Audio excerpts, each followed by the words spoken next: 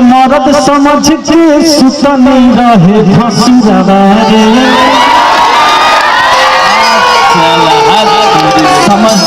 समझदार इंसान खाती सारा काफी होला तू समझ, लेकिन जो मैं तुझे पानी का दूंगा भाई।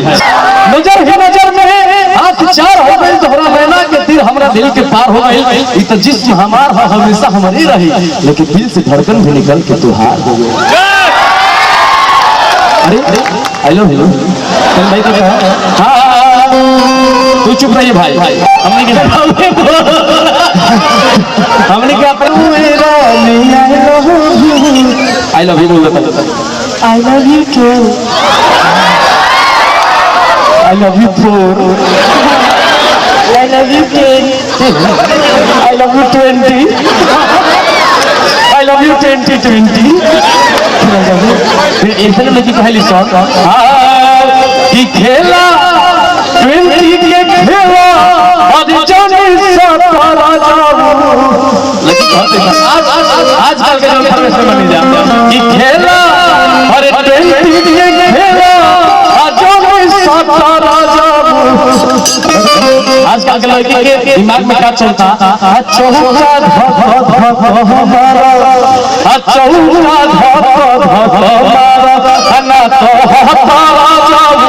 चौका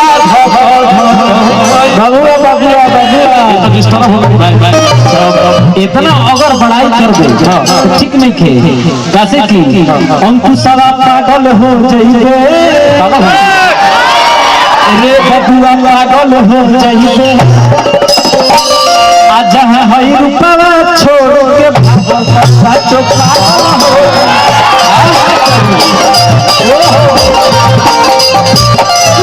क्या बात है ना कि हमें एनर्जी नहीं है, हम स्लोली स्लोली वार करते हैं बाबू।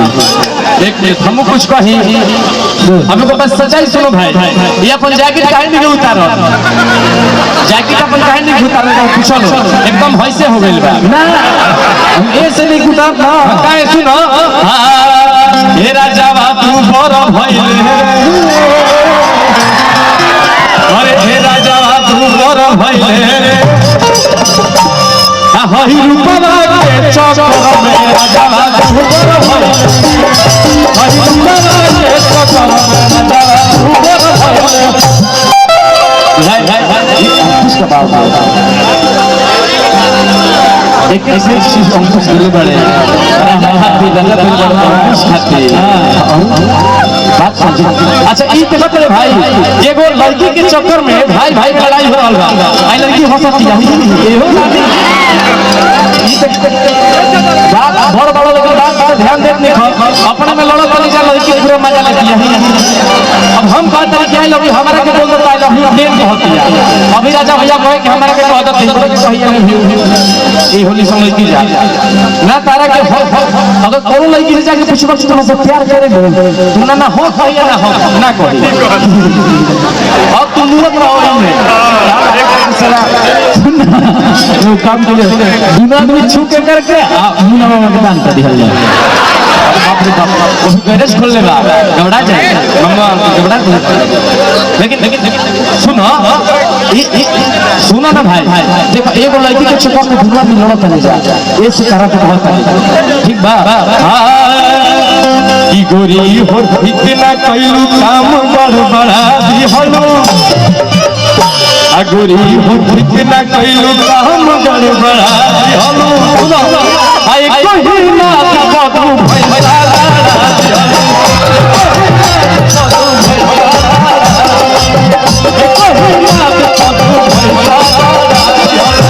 गोरी हो इतना कइलू काम बड़ा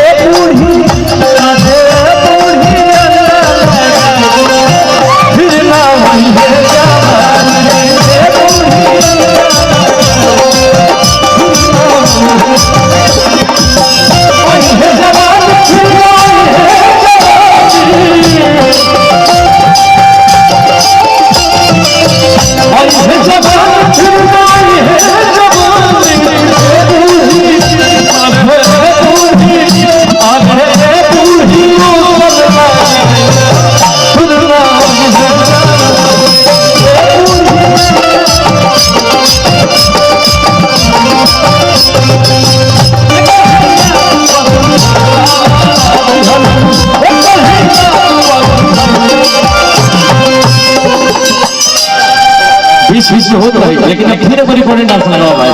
हालांकि बीच में इरादा बदल रहा है, लगे बीच में इरादा बदल रहा है। लगे इतना बात सुनते बहुत दिया ईश्वरी सोहरी पता ना कुछ चल रहा है, सोहरी सोहरी पता ना कुछ चल रहा है। आजकल लड़के के मोहब्बत बदल रहा है, सोहरी सोहरी पता ना कुछ चल रहा है। आजकल लड़के के मोहब्बत बदल रहा है। तब यही बेटा सुनो ना, हम तुम्हारा लिए थे, लेके पता लिए थे, अरे नंबर लिए थे, हम तुमको दिए थे, नहीं तू नहीं, हम तुमको दिए थे, हम नहीं लिए थे। क्या दिए थे? क्या उल्टा फूटा समझती है, तो कहा रहे वही ना समझ रहे हैं। हम तुमको दिए थे, अपना नंबर वाला दिए थे, ऐसे बोलिए। तारा के कितना प्यार करना नहीं दिखेगा ना, तू का इन हो सुन ना, इहो वे हो हाय लड़किया तारा के जूता मतलब किन के देले रह जा, यही बात तो मार जूता तो मैं इज्जत जान ले ना, जूता खरीदले रहे। बिल्कुल पूरा साउंड जो कि इतना अच्छा, हमने के जब भी गाँव नहीं जाता हमने के मन खुश हो जाला। अब बिहार में एक होते बड़े एक पीस बड़े हो जाता, और जुड़ा नहीं है भैया, दिल से बोल रहा हूँ, आपका जवाब नहीं है। और बड़ी ही खुशी की बात कि हमने के दुल्हे राजा मंच पर उपस्थित है, हम लोग के साथी भैया, और हमने के आज तिलक में